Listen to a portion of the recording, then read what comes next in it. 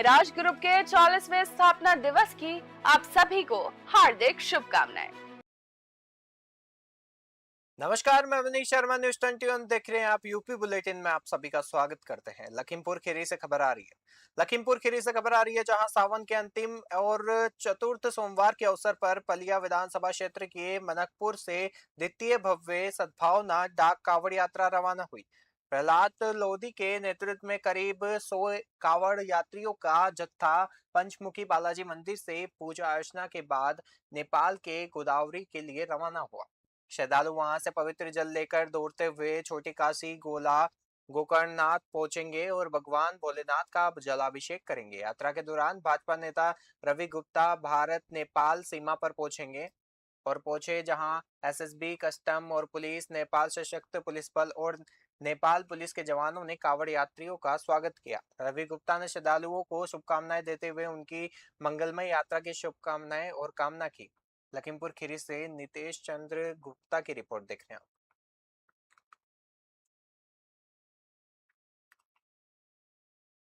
रामपुर में अवैध वाहनों और डग्गामार टेम्पू ई रिक्शा के संचालन को लेकर सवाल खड़े हो रहे हैं। आरोप है कि शहर में दूसरे जिलों और खासकर मुरादाबाद के टेम्पो और ई रिक्शा भी नियमों की अनदेखी कर सवारियों को ढो रहे हैं।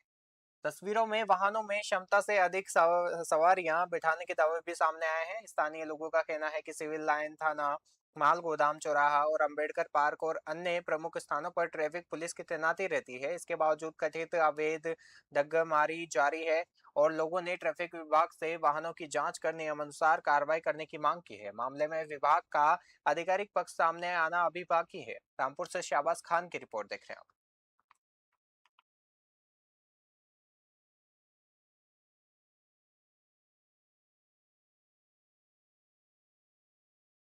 एटा में 15 अगस्त से लापता करीब 50 वर्षीय कृष्णा कुमारी के मामले में परिजनों की चिंता बढ़ गई है। कृष्णा नगर कॉलोनी निवासी महिला की तलाश के बीच मलावन थाना क्षेत्र के एक बम्बा में अज्ञात महिला का शव मिला।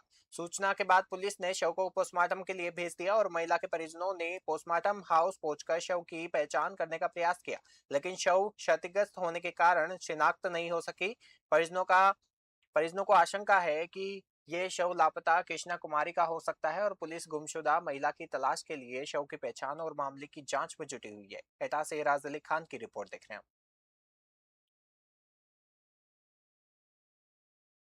कौशाम्बी के पीएम श्री जवाहर नवोदय विद्यालय टेवा में जिलाधिकारी डॉक्टर अमील पाल ने औचक निरीक्षण किया।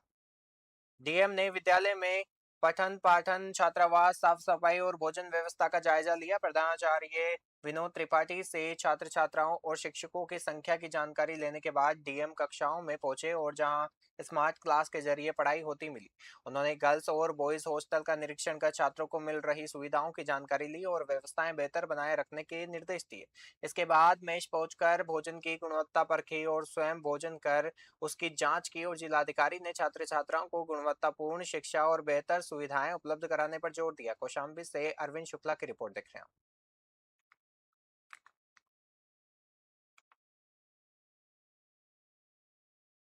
सिद्धार्थनगर में चीनी के दाम बढ़ने की खबरों के बीच जिला प्रशासन अलर्ट मोड पर है। जिलाधिकारी शिवशरण गप्पा ने कहा कि जनपद में चीनी की कोई कमी नहीं है और प्रशासन की ओर से टीम गठित कर दुकानदारों के स्टॉक की जांच कराई जा रही है।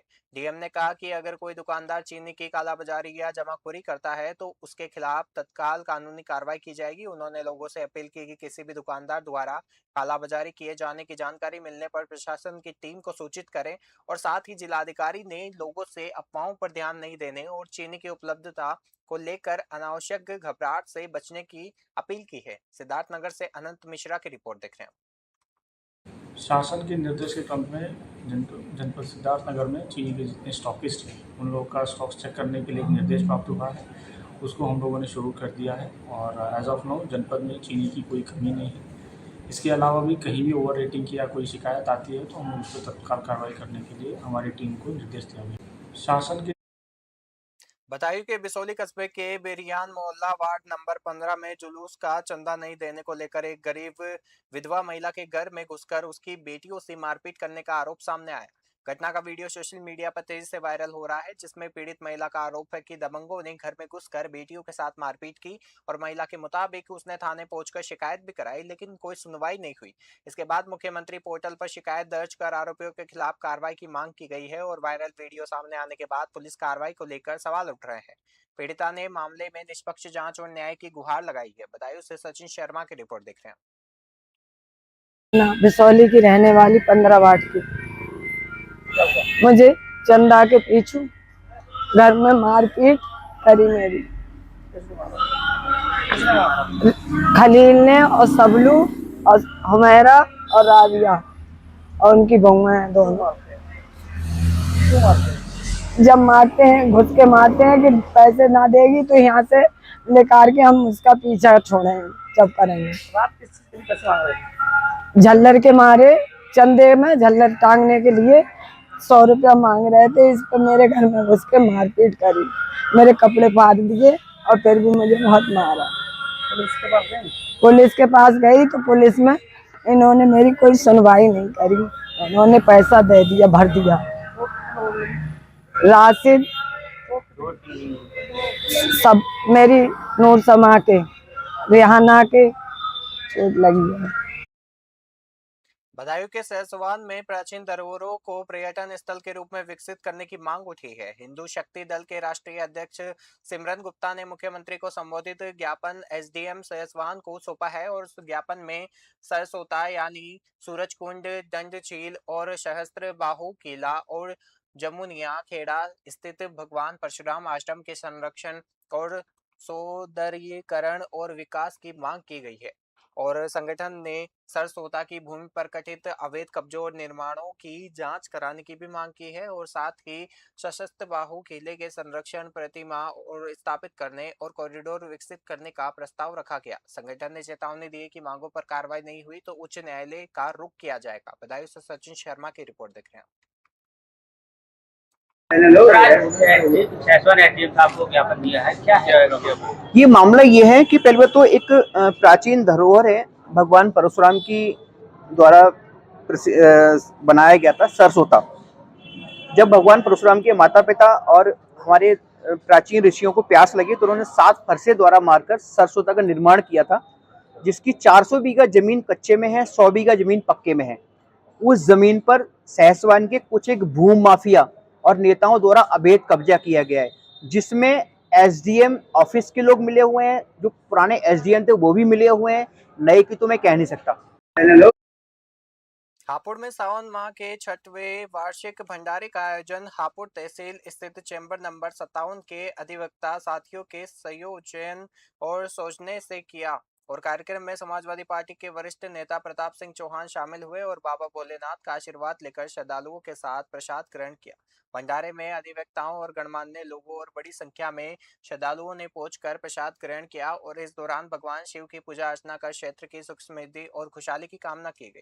प्रताप सिंह चौहान ने कहा कि धार्मिक और सामाजिक आयोजन आपसी भाईचारे और सौहार्द को मजबूत करते हैं। उन्होंने आयोजन के लिए अधिवक्ताओं साथियों को बधाई दी है और कार्यक्रम में बार एसोसिएशन अध्यक्ष विनोद राणा सहित कई अधिवक्ता मौजूद रहे। हापुड़ से मनीष खान की रिपोर्ट देख रहे हैं। भवनान सब्जी मंडी में गांजा तस्करी के खिलाफ पुलिस ने बड़ी कार्रवाई की है। एसओ गौर अतुल अंजान के नेतृत्व में पुलिस टीम ने 2 किलो 300 ग्राम अवैध गांजा बरामद किया। पुलिस ने गुलशन सोनकर और अमित मौर्य को गिरफ्तार किया है। आरोपियों के कब्जे से गांजा तस्करी में प्रयुक्त मोटरसाइकिल भी बरामद की गई। पुलिस के मुताबिक दोनों आरोपियों को गिरफ्तार कर आवश्यक कानूनी कार्रवाई के बाद न्यायालय के समक्ष पेश किया गया। कार्रवाई के बाद अवैध नशे के कारोबार से जुड़े लोगों में हड़कंप मच गया है और पुलिस टीम में चौकी इंचार्ज बभनान अजयनाथ कन्नौजिया, एसआई सोमनाथ यादव और चंद्र प्रकाश दुबे, कामरान खान और सहित अन्य पुलिसकर्मी शामिल रहे। बस्ती से दिलीप पांडे की रिपोर्ट देख रहे हैं। रेल चलाओ पलिया क्षेत्र बचाओ संघर्ष समिति ने रेल मंत्री के नाम ज्ञापन भेजकर पलिया क्षेत्र की रेल सुविधाएं बहाल करने की मांग की है। समिति ने मेलानी से पलिया होते हुए नानपारा तक रेलखंड को ब्रॉड गेज में परिवर्तित करने का काम तत्काल शुरू कराने की मांग की है। साथ ही निर्माण पूरा होने तक मेलानी नानपारा और नानपारा गोंडा के बीच ट्रेनों की संख्या बढ़ाने तथा रेल परियोजनाओं से जुड़े सर्वे और प्रस्ताव और स्वीकृति की वास्तविक स्थिति सार्वजनिक करने की मांग उठाई। समिति का कहना है कि रेल सुविधाओं की कमी से व्यापार, रोजगार, शिक्षा, चिकित्सा और कृषि प्रभावित हो रहे हैं। समिति ने समयबद्ध कार्य योजना घोषित करने की मांग करते हुए कार्रवाई नहीं होने पर आंदोलन तेज करने की चेतावनी दी है। लखीमपुर खीरी से नितेश चंद गुप्ता की रिपोर्ट देख रहे हैं।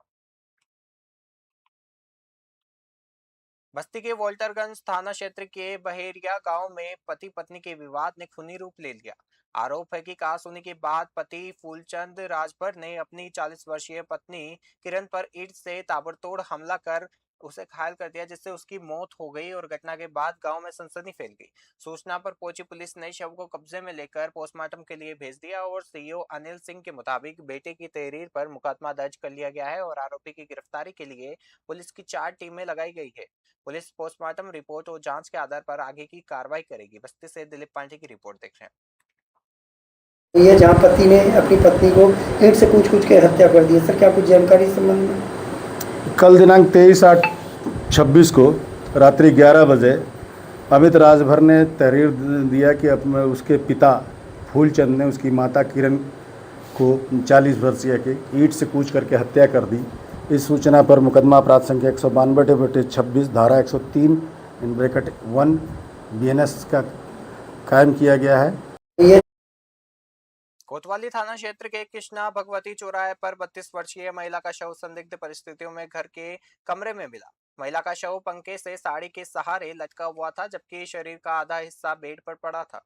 परिजनों ने साड़ी काटकर महिला को नीचे उतारा और जिला अस्पताल ले गए, जहां डॉक्टरों ने उसे मृत घोषित कर दिया। घटना की सूचना माई के पक्ष को दी गई, जिसके बाद महिला के पिता और भाई मौके पर पहुंचे। सूचना पर पहुंची पुलिस ने घटनास्थल का निरीक्षण किया और वहीं फॉरेंसिक टीम ने भी सांसें जुटाई।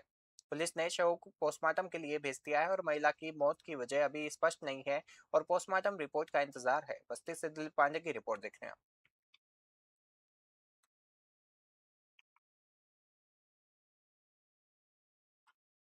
बहराइच पहुंचे समाजवादी पार्टी के प्रदेश अध्यक्ष श्यामलाल पाल ने बीजेपी सरकार पर जमकर निशाना साधा। पीडीए जन संवाद कार्यक्रम में मुख्य अतिथि के तौर पर पहुंचे श्यामलाल पाल ने महंगाई, छात्रों और शिक्षा व्यवस्था को लेकर सरकार पर सवाल उठाए। उन्होंने कहा कि महंगाई चरम पर है और त्योहारों से पहले चीनी के दाम अचानक बढ़ गए। आरोप लगाया गया कि सरकार प्राइमरी स्कूल बंद कर रही है और विश्वविद्यालयों पर बुलडोजर चलाया जा रहा है। श्यामलाल पाल ने दावा किया कि 2027 के विधानसभा चुनाव में बीजेपी को करारी शिक्षक मिलेगी और जनता इन मुद्दों का जवाब देगी। कार्यक्रम में मटेरा विधायक मारिया शाह समेत सपा पदाधिकारी और बड़ी संख्या में कार्यकर्ता मौजूद रहे। बहराइच से ममता अवस्थी की रिपोर्ट देख रहे हैं। 2027 का चुनाव समाजवादी पार्टी कांग्रेस के साथ गठबंधन से लड़ेगी, लेकिन इमरान मसूद लगातार सपा नेताओं पर निशाने साध रहे हैं। ऐसे में क्या लगता है कि गठबंधन में टूट हो रही है? ये मामला नेतृत्व करने का समाजवादी पार्टी के राष्ट्रीय अध्यक्ष माननीय अखिलेश यादव जी, कांग्रेस के भी जो लीडरशिप नेतृत्व के हैं वो तय करेंगे। हम लोगों के असर का मामला नहीं है, ये मामला नेतृत्व ही तय करेंगे। राम मंदिर चंदा चोरी मुद्दा आने के बाद अब चंपत राय का 9 पेज का एक लेटर जारी हुआ है, जिसमें उन्होंने नृपेंद्र मिश्रा पर गंभीर आरोप लगाए हैं। इसको लेकर के क्या मानते हैं? ये आरोप प्रत्यारोप के दूसरे पर लगाए हैं, पर जिसने भगवान प्रभु राम को भी नहीं छोड़ा वो किसी का नहीं हो सकता। 2027 का चुनाव समाजवादी पार्टी कांग्रेस के साथ गठबंधन से लड़ेगी, लेकिन इमरान मसूद लगातार सपा नेताओं पर निशाने साध रहे हैं। ऐसे में क्या लगता है कि महमूदाबाद कोतवाली परिसर में समझौते के लिए आए दो पक्षों के बीच विवाद के दौरान एक युवक पर धारदार ब्लेड से हमला किए जाने का मामला सामने आया है। कस्बे के मोतीपुर निवासी 25 वर्षीय राहुल प्रजापति की गर्दन और हाथ पर गंभीर चोटें आई। घायल राहुल को सीएचसी महमूदाबाद ले जाया गया, जहां प्राथमिक उपचार के बाद हालत बिगड़ने पर गंभीर होने पर लखनऊ ट्रॉमा सेंटर रेफर कर दिया गया। राहुल के मुताबिक दोनों पक्ष पुलिस की मौजूदगी में सुलह समझौते के लिए पहुंचे थे, तभी कहासुनी के बाद संतराम ने कथित तौर पर ब्लेड से हमला कर दिया। घटना के बाद कोतवाली में हड़कंप मच गया और पुलिस मामले की जांच और विधिक कार्रवाई में जुटी हुई है। सीतापुर से तालिब अंसारी की रिपोर्ट देख रहे हैं।